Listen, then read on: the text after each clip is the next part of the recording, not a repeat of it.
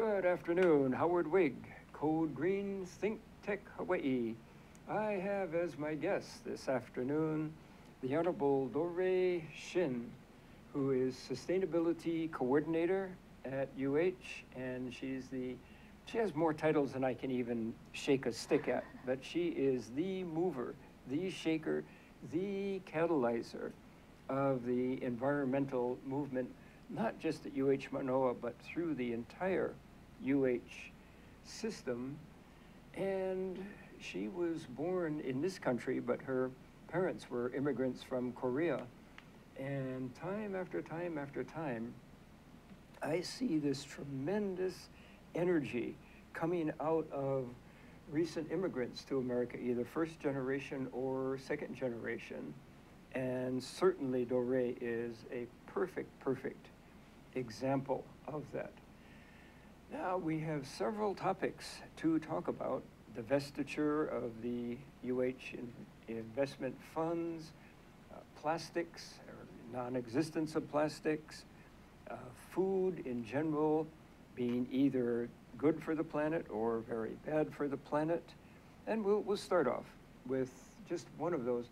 Doorae, why don't you want to tell us a little bit about yourself, all those titles that I can't even remember, and then go in, say to the divestiture issue. Sure.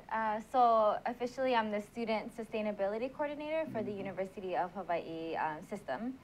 And also on the side, coordinate Sustainable UH with a bunch of my awesome friends at school. And that is a UH Manoa specific club, and we work on a lot of political advocacy, social events, and education around environmental issues. And are you a student in addition? I am also a student, a senior at UH. How many credits are you carrying? Right now, 17. Okay. But hopefully less in my last semester. And how many years is it going to take you to graduate? Well, I took a year off, and I'm graduating in the spring, so it would be 4 years. 4 years. Yeah, so I did it in 4. Okay, so I recently read that the average student takes either 5 years or a shade over 5 years to graduate, and here you are doing all of these things and graduating in 4 years, and I won't embarrass you by asking if you have straight A's, which you probably do. Not quite. I do my best, but I'm able to have fun during all of it, so I keep my schedule busy. Oh, yeah. You put out an e-newsletter, it seems like every day, maybe it's just a few times a week? It's once a week with dispersed outreach on other events throughout, but typically the newsletter is once a week. And while we're thinking about it, what is a good email address to reach you if people want to plug into your activities? So my personal email address is my first name at hawaii.edu, so that's DOORAE at hawaii.edu, and our club email is smanoa, so SMANOA at gmail, or at hawaii.edu. Okay, and if we remember, we'll repeat that at the end of the show also, because I'm Thank sure a lot of people are going to want to get in touch with you. That sounds great. I love emails. So why don't we start with divestiture? There's other universities. I know Stanford, I think, led the charge. And then how about Harvard? I think I read about Harvard doing it. Harvard, right now, their campaign has been in progress for a long time. There's some amazing students there doing some awesome actions, from fasting to having big rallies on their campus, because they are, you know, an Ivy League institution, and they do have a very high investment in fossil fuels. So the students are taking a big stand against it. And a couple of other Ivy League colleges, I seem to remember, Cornell, Princeton, something like that. I think they're doing the same thing. Why don't you tell us what divestiture is in this case? So what's going on around the world is that universities a lot of the time have very large investments, and what environmentalists have come to find is that actually probably most or all of those universities have a lot of their endowments into the fossil fuel industry. And so this is a global movement by students to demand that their campuses take the money out of fossil fuels and begin using their money more wisely and more in line with the mission of education. And fossil fuels, in this case, people think, of course, of oil, but we could also be thinking about coal and natural gas and anything else? Maybe there's a lot of companies like Halliburton who service the fossil fuel industry also. Yep, so if you go on gofossilfree.org, they have a list of the 200 fossil fuel companies. So this global movement happening on hundreds of campuses are often asking their administrations to pull money out from those 200 companies specifically.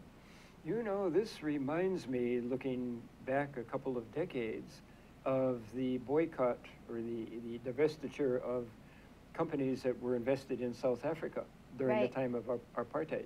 And this was the big pressure that finally got them too. This is very true. We actually went to a conference in Portland, the ASHE 2014 conference for sustainability in higher ed, and a lot of the talks about divestment were attended by many of those who are part of that divestment movement, with Nelson Mandela and the South African apartheid. So a lot of the people do see the connections between the two movements and see that they're both important and they have global communities supporting them. Yeah. And so there's a group of you who's pushing for this, not just at UH Manoa, but through the entire UH system. Yes, definitely. I would say that graduate students are definitely taking the lead on this. I kind of just jumped on recently, but wanted to take this opportunity to let the community know about it. And there's also staff and faculty involved. And we have a meeting coming up on January 4th at 2:30 p.m. And that's going to be at UH Manoa's ITS building. And so that's the Board of Regents meeting, and it's going to be our first chance with the Budget and Finance Committee to really explain our case and to talk about the benefits for the university to divest and how that'll benefit them economically, but also educationally to their students as well. Well, you know, ironically, the fossil fuel companies, or the oil companies, their stock just in the last few days, or last couple of weeks, has just fallen like a rock. Too bad they didn't divest themselves of it 2 weeks ago. Right, yeah. And be sitting on some really stable stocks. That's good. We should definitely bring that argument up when we talk to them. Yeah, our total worth was X and now it's Y because of this plunge in oil stocks. Yeah. It's a growing movement. I think it's the Rockefeller family who divested their own, I think it was about $50 billion. And that was just a few months ago, or several weeks ago. So it seems like an unstoppable movement. And I think that it's really spreading a message around the world. Yeah. And do you always, when you're making your argument, do you give South Africa as the example of the fact that, yes, this can work?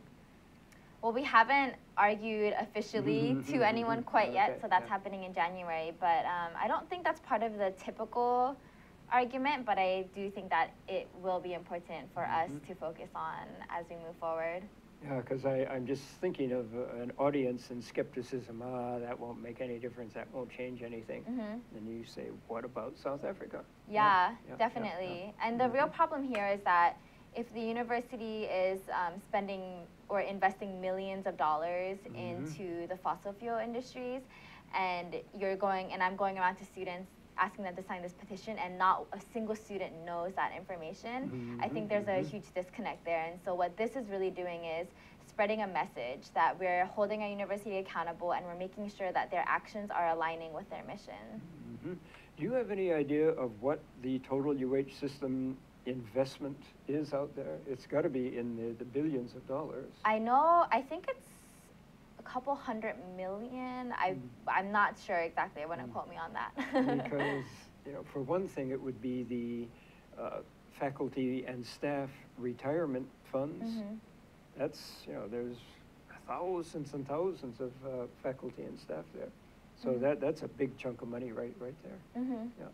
And in every university is supposed to have a reserve fund also. So my guess, and you heard it from me first, would be that we're talking about billions, not hundreds of millions. That's my guess. I've never researched it. Yeah, I'll look into it after this and let you know. I'm not quite sure right now. Yeah. So another one of our many topics would be food and environment. Yes. Back in the day, I think I know there was a massive move against the fast food chains and the cheap hamburgers because they were causing the Brazilian and other Amazonian rainforest just to be utterly devastated, and the grass would grow and they would feed cows very, very, very, very cheaply with that grass. And then after a while, because the rainforest doesn't have any real topsoil, right, it would all wash away and the place would become desertified. And I think maybe the fast food chains changed their habits. I'm not sure. But I think that's the worst example of harmful foods versus non-harmful foods. You want to take it over from there? Yeah, I definitely, I of course never recommend fast food to anyone for a lot of reasons. And however, I don't think it's fair to only target the fast food industry. I think that any company that is demanding or producing mass amounts of animal products are contributing to this problem. So we now know that the livestock industry, which creates our meat and dairy products that we get in the grocery stores, contribute more to climate change than any other sector at all. So even the transportation sector combined, the livestock industry contributes more greenhouse gases and significantly more methane gas, which is about 25 to 30 times more powerful than carbon dioxide. So with these facts now, I think that the animal industry has really ramped up their marketing efforts, and this is why you'll see a lot of opposition in the public around, you know, eating more plant-based foods and promoting more vegetarian diets and meatless Mondays and things like that. But I think that more and more we're seeing that the environmental movement especially is starting to take responsibility and starting to prioritize this as an issue that is causing, you know, deforestation and greenhouse gas emissions and like intensive water and energy use that is essentially unnecessary. One statistic I read just looking at beef is that, and maybe you've got this in your head, it takes 1,000 gallons of water to produce 1 pound of beef. Does that sound right? That actually sounds absurd, but it's much more than that. So it's about 4,000 to 5,000 gallons of water for 1 pound of beef. And so if you look at California specifically, it takes 5,000 gallons of water for a pound of beef, whereas for a pound of vegetables in California, it takes about 300 to 400 gallons of water. So you see a tenfold difference in water usage alone. So, you know, a lot of people are like, oh, I'm going to take a shorter shower today. And, you know, you're saving maybe 10 gallons of water at most. But if you're to eat a plant-based diet just for a day compared to a omnivorous diet, you're saving thousands of gallons of water in a single day. And so that's how big your impact can be as an individual. And I think if people start recognizing that, they don't have to make extreme changes, but small changes clearly make a huge difference. I mean, just imagine 4,000 gallons of water and like, what does that look like? And and that's your impact on the world every day, you know? 4,000 gallons of water. I'm trying to envision that. You have any idea what a hot tub contains or a small swimming pool? No, I don't know. I would assume hundreds of gallons. I don't know what that would look like. But it's a lot. I mean, it's you flush a gallon, you flush 1.5 to 3 gallons of water down the toilet, and so how many times you need to do that to measure out your impact in your food in one day? So the efficient toilets these days are 1.5 gallons. So to get to, what did you say, 3,000 gallons? Yeah. 4,000? Yeah. Okay, that is 2,000 flushes. 2,000 flushes, that's exactly. One way to so it's like, are you going to work on water efficiency for toilets, or are you going to work on, you know, shifting your diet to more plant-based? So it's like, what's really more efficient after all? Now, within the meat category, assuming people don't want to overnight become vegetarians, there's a hierarchy. Beef, pork, chicken. You want to talk about that a little bit? Or? Yeah, definitely. I mean, if you do want to reduce, it's good to know which animal products do cause the highest impact, and that would definitely be, you know, the beef industry. But it's also important to recognize that the interconnectedness of all of those industries, and that they all benefit from the sales of one another's products. And so It's really like at an institutional level, like what kind of business practices are we supporting? And none of these, you know, factory farms, industrial agricultural enterprises are really being mindful of what's happening to the environment when they are deforesting land and taking away some of our most precious rainforests, and then growing like all these grains on that land, like corn and soy and these foods that humans can eat. And you know, with about 600 million people going hungry every day, and we're feeding half of these grains to animals, it's what are we really saying about our priorities as a society? And so for me, it's definitely about having compassion on multiple levels. And so we want to, I mean, I personally want to encourage people to think more deeply about what, you know, their impact is. Okay, well, on that not very cheery note, we need to take a brief break. Be back in a minute. ThinkTech Hawaii. Hi, I'm your host on ThinkTech Asia, Bill Sharp. I look forward to you joining us each Monday between 4 and 5 o'clock when we film right here in our studio in downtown Honolulu. The show, ThinkTech Asia, focuses on contemporary events in Asia. And by Asia, we mean anything from Hawaii, south to Australia and New Zealand, west to Pakistan, and as far north as the Russian Far East. Clearly, this is one of the most economically dynamic centers of the world, and we bring you up to date on what's going on in a whole host of countries in this very vital region. We look forward to seeing you. Aloha.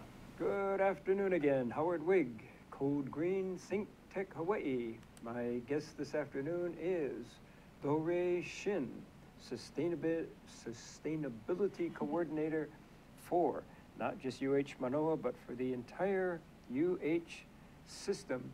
We're just wrapping up conversation on the impact of meat eating on the environment, and I thought I knew absolutely everything, but Doorae, you just taught me something, namely that the livestock industry worldwide alone does greater environmental harm than the transportation sector. That's right. And here we, especially we Americans, are driving all these cars. In Hawaii alone, we have over 1 million vehicles. Right. And think of all that driving, and then we're always catching planes to go to the mainland and elsewhere. Yeah. That's a heck of a lot of fuel. And you're saying that the livestock industry does even more harm. For one thing, there's the issue of the industry producing methane, and methane is, I believe you said, 23 times as harmful as carbon dioxide.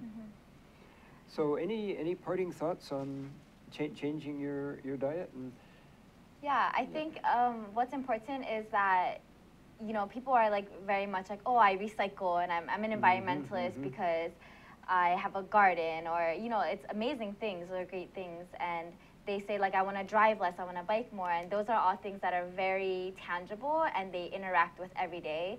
And so people can more easily identify with that. But when it comes to our food, we've become so disconnected from that whole process that it becomes easy for us to justify the kinds of foods we eat without thinking about the impacts that they have. Because, you know, most of us are not farmers anymore. Most of us don't know the farmers that we get our food from, and, you know, we buy our food in stores that are air conditioned on the shelves and they're already packaged for us. And so I think this is a unique issue in that it's the highest contributor to climate change, but it's the hardest for us to see. And so I think it's important for people to think more deeply about the processes of the things that they've been disconnected from, to really start connecting the dots about what their most positive impact on society really can be. you mentioned farming, and as you pointed out, most our ancestors were almost all farmers. But we're certainly not now. We wouldn't even know a farm if it kicked us in the face. But how about the virtues of having a little garden, at least a little garden on your property? Yeah. Or somewhere. Yeah. Yeah, that's amazing. I think people need to grow their own food, and that really empowers you as an individual, but it also sends a very symbolic message to the system to say, hey, look, I don't need you for maybe just my rosemary or basil, but you know, reducing your dependency on a system that could, you know, if if we're importing 90% of our food, and there's a hurricane, like the ships were going to turn around this past hurricane, and so when that really does happen, how many people are really going to be suffering, and really see how dependent we were on an unsustainable system. Yeah. And so I think growing food is one of the best ways to address that issue. And how about the issue of nutritional content and freshness? Do you know anything about that? I do. I just found out from a friend recently that I think lettuce loses like 90-something% of its vital nutrients in a matter of 3 or 4 days. And so, and these are typical numbers for a lot of produce. And so the recommended action is, of course, to buy local food from your farmers. And, local lettuce is grown widely here, and it's really delicious. And so not only is getting local food have a lower carbon footprint, and you're supporting local communities and farmers, but it also is more nutritious for you.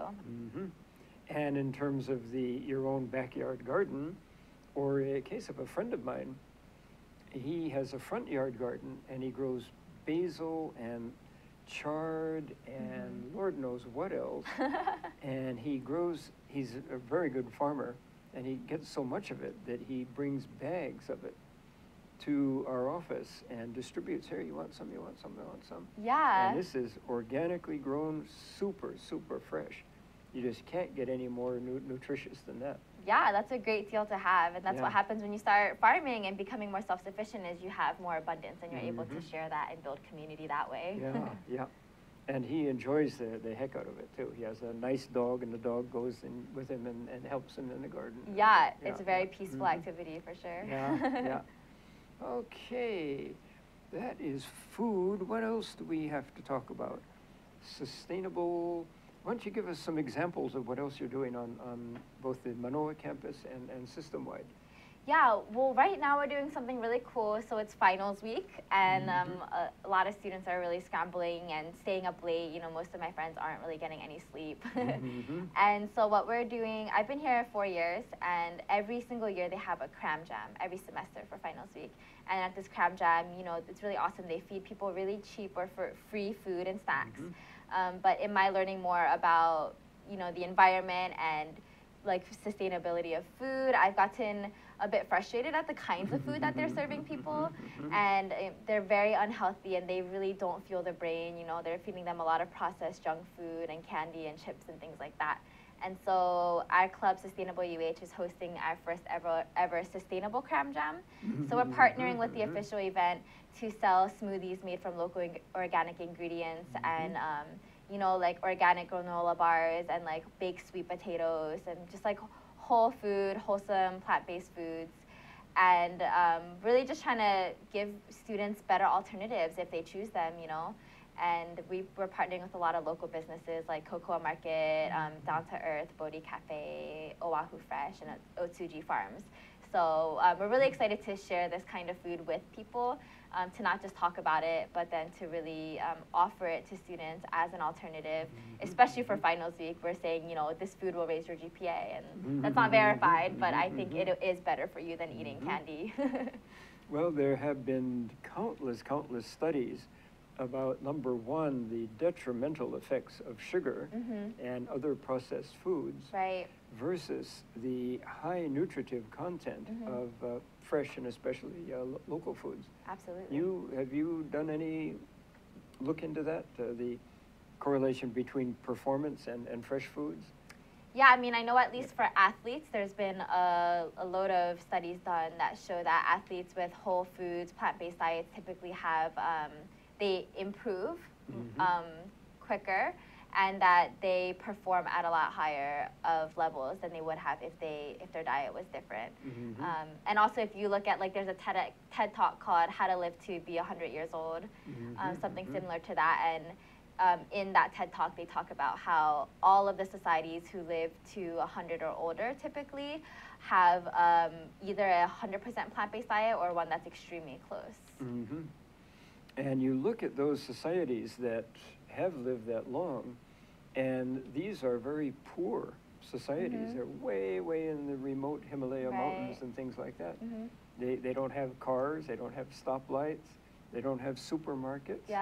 they're poor, and yet they live a whole lot longer than we do. And from the studies I've seen, they are still out in their fields in their 80s and even in their 90s. Yeah, it's quite a paradox because I think a lot of people perceive that, you know, we have it good and we live in luxury, but it's kind of interesting to see what that luxury has cost us. And I think a lot of the time that luxury has cost us our health, it's cost us environmental stability, and it's cost us our connection to our natural surroundings.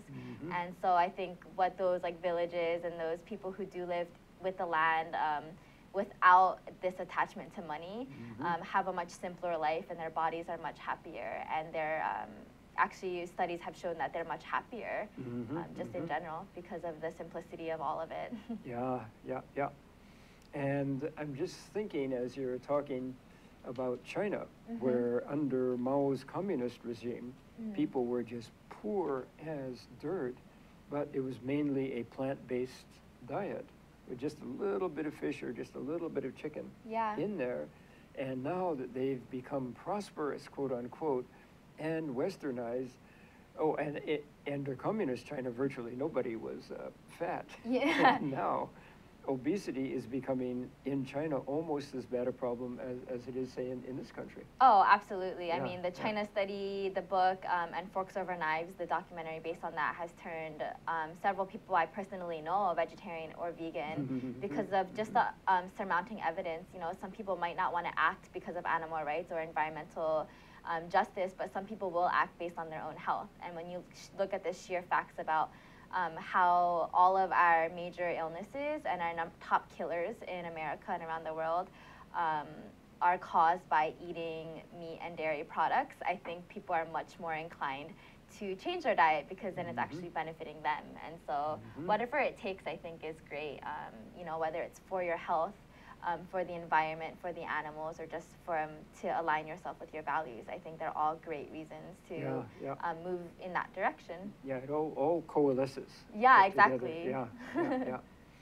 So let's shift to yet another topic that you're passionate about, and I have personally done a whole lot of work about, namely plastics. Yes. Tell us about plastics. And then I'll jump in with some of my stuff. Please. Plastics. I really got passionate about this issue after coming to Hawaii. You know, I used to use plenty of plastic. It didn't really faze me too much when I lived on the mainland. But coming and living on an island, falling in love with the ocean, and starting to volunteer at beach cleanups, you really start to wonder how an island ecosystem can be so heavily dependent on single-use plastics. And for me, I think it's just, I want to really shift the narrative and say, look, we don't hate plastic, us environmentalists. We actually respect plastic a lot more than non-environmentalists, because we're saying plastic comes from the earth, and it's taken like hundreds of thousands of years to create the petroleum that we need to make plastic.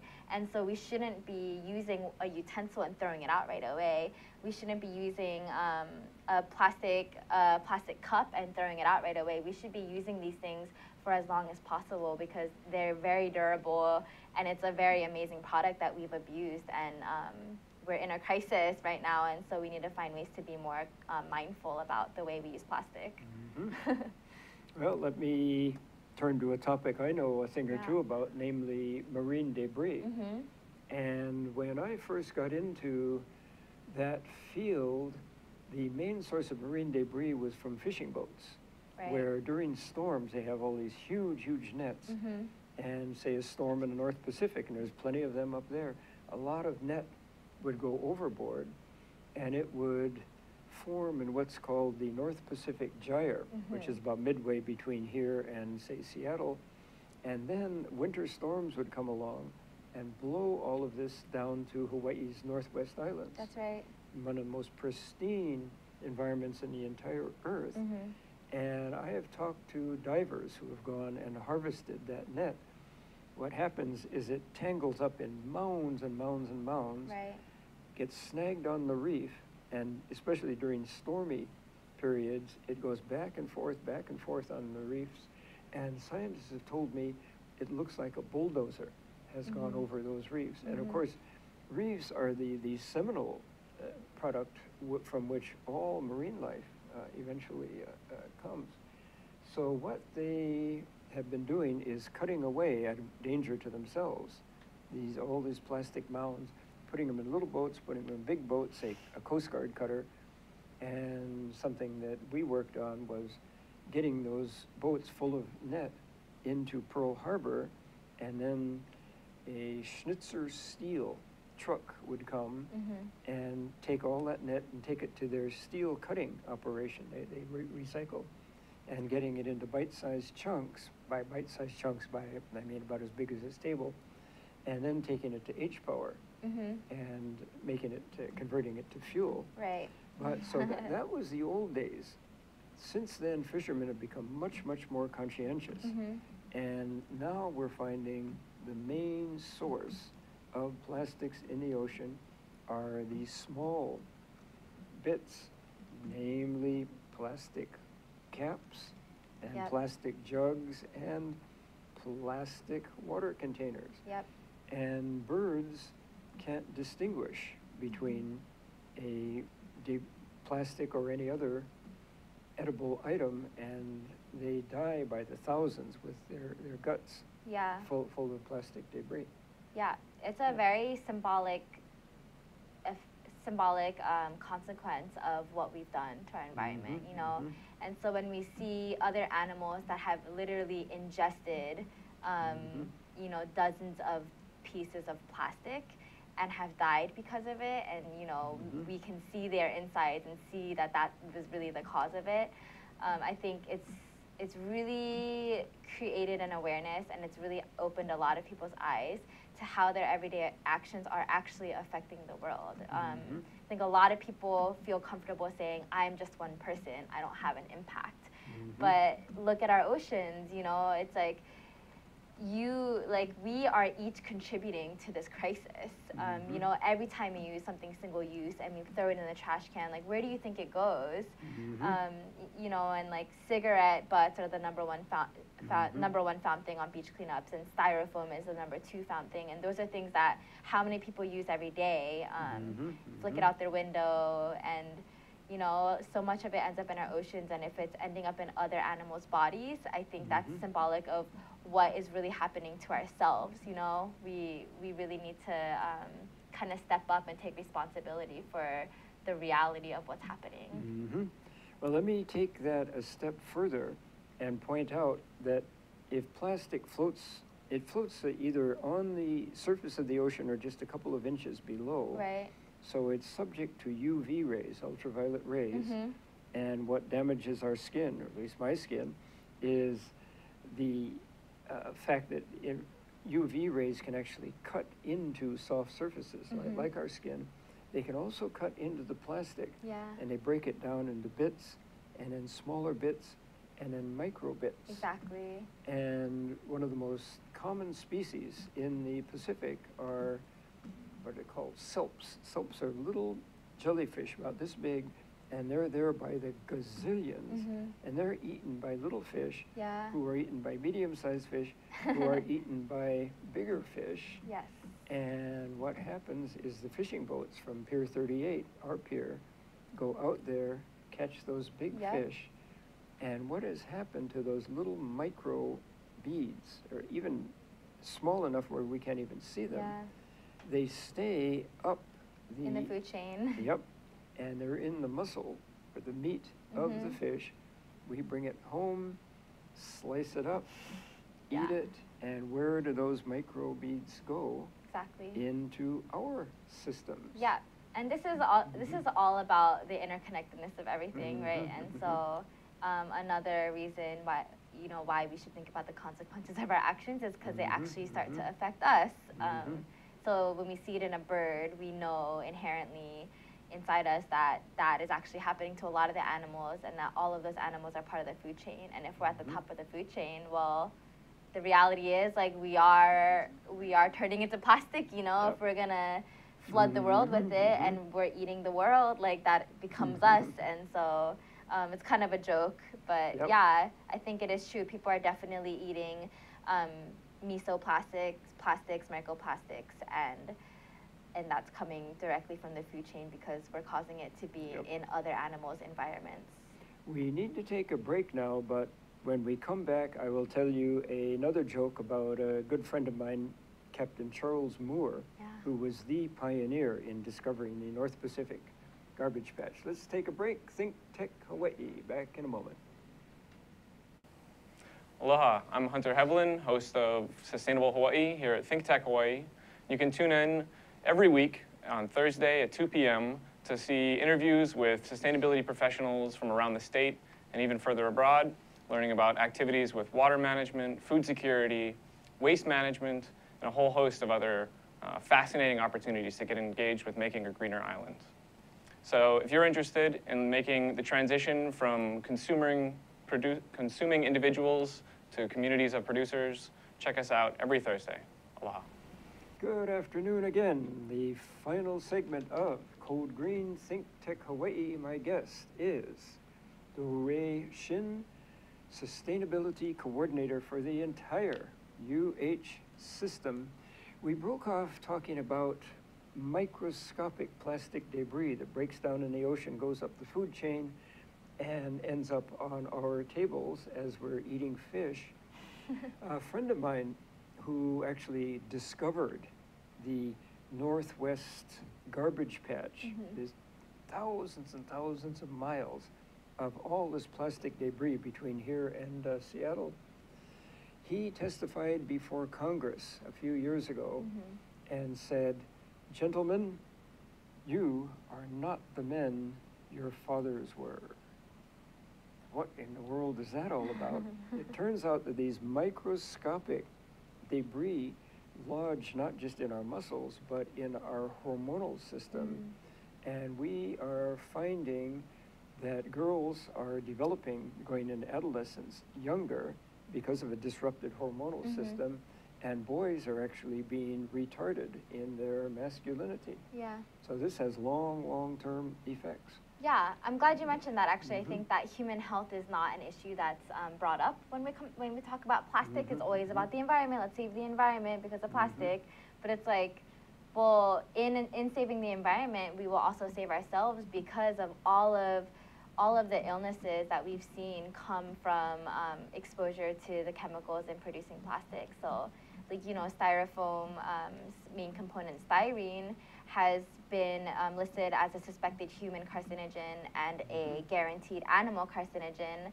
I don't see how it can be a carcinogen to animals and only suspected to humans. I think that it's pretty clear the implications of that. And, you know, it's shown to directly cause neurological and respiratory illnesses. And, you know, like the whole BPA craze. It's not just BPA, you know, like once they get rid of BPA, they put in BP blank. And so it's really about understanding that plastics as a whole do have an impact on human health, whether you're eating it in a fish or whether you're directly, you know, whether you put something hot in a plastic container and then the plastic chemicals leach out onto your food. And so it's just yet another reason to be more conscious about the products we're using and buying. Yeah, BPA, one place that it's found is in our tin cans. Yes. And if you think about it, the can, which holds soup or other liquids, can't be just tin. It would rust out in a minute. What keeps the metal from rusting? It's lined on the interior with a plastic called BPA, bisphenol A. Yeah. And as you said, that is more and more leaning towards showing carcinogenic effects in us. Yeah, absolutely. And that was a cool movement because the reason people know about BPA and they don't know about the hundreds of other chemicals in plastic is because a lot of mothers came out because BPA was specifically shown to harm, to negatively affect the hormones of infants and babies. And so I think mothers always have a wonderful role, and parents as a whole have a wonderful role to play in demanding more responsible actions from our companies and governments. Because when their mother's milk is examined, what's in there? Exactly. They think they're doing all the right things to nurture this baby in their tummies, and it turns out they just can't help it. Yeah. I think they tested, they did a huge study, and they found that every single mother's milk had harmful chemicals in it from exposure to plastic chemicals as well as chemicals from pesticides. And it's always healthier to drink breast milk, of course, but it just kind of shows how much more aware we need to be and how much more vocal we need to be about how this is really affecting us. You know, it's not just affecting our convenience when we say like, oh, don't use plastic. It's like we need to think beyond convenience and think, well, how is this affecting my body, and how is it affecting the environment that I rely upon for life and that my kids rely upon for life, and all of that combined. and this is not just uneducated people. These are some of the most highly educated, very, very ultra concerned people. Both mom and dad, they're absolutely trying to do the best they can to nurture the baby in the womb and then bring this delicate little creature up in as pure an environment as possible, and it just ain't possible. Yeah, exactly, exactly. So why don't we turn to what I'm sure is one of your favorite topics, namely plastic water bottles. Yeah, plastic water bottles. The reason that this is so interesting, you know, we already passed a styrofoam ban at UH, and that's great. But the thing with plastic water bottles is that it's just so unnecessary. Like there hasn't been many things as unnecessary as plastic water bottles. You know, it just costs like multiple times more money to just buy a plastic water bottle. Let's just start with that, because you can get water for free from water fountains, et cetera, and you know, we found that the reason people buy water bottles is because, you know, they think it's filtered and they think it's cold, and you know, it looks luxury, kind of. I don't know, plastic's not that sexy anymore, but and I think that people are starting to realize that, you know, like the hydro flasks are a new rage, and like people want to get their own individualized bottles now and like put stickers on it or whatever they do. And I think people are starting to realize how silly it is, but I don't think people yet know the consequences of plastic water bottles, how many hundreds of millions of bottles we use in this country alone every year, and that for just to create the bottle itself without the water inside, it takes about 1.85 gallons of water to make the bottle itself. So when you're buying a plastic water bottle, you're not just buying those 16 ounces or however many ounces are in that, but you're also there's the hidden cost of the gallons of water it took to create the bottle itself, and you know, the transportation involved, like how many miles was it shipped to you, and in a truck or in a plane, and just the fact that plastic bottles are a product of the oil industry. You know, the oil industry benefits from the transportation of those bottles, as well as the production of the plastic lids and bottles themselves, and so being able to connect those dots again is extremely important. And we want our students, especially as young people, to realize how silly it is to have a bottle and how much more cool it is to have a hydro flask or another type of reusable bottle. And most of the plastic bottles, I think there's a bottling company locally, but most of it, to my knowledge, comes from the mainland. Yeah, absolutely. So at UH specifically, you know, it all comes from Pepsi, because Pepsi owns Aquafina. And so because our contract is with Pepsi, Aquafina has a monopoly on our water bottle market at UH. And that's clearly not a local company. And I mean, thank goodness there aren't many local water bottling companies, but I think in general we need to reduce, we shouldn't be importing water. It's kind of silly. Yes, we have the purest water in the world, Yeah. right here in Hawaii. Yeah, let's drink it. And we need to close out, but why don't you give a brief shout for your 3-day sustainability Yes. concert? Yeah. So February 26th to 28th, 2015 is the 3rd annual Hawaii Sustainability in Higher Education Summit. And so we're going to have some awesome keynote speakers from the mainland and from UH, and there will be about 300 to 400 people from across the Hawaiian Islands working on sustainability in higher ed. So that's at UH Manoa, February 26th to the 28th, and the student summit will be on Saturday the 28th. And again, if people want to get hold of you, your email address, nice and slowly, is? My first name, Doorae at hawaii.edu. So that's DOORAE at hawaii.edu. Okay, that's real simple. Thank you so much. This has been a very, very scintillating conversation with Doorae Shin. Thanks so much. My pleasure.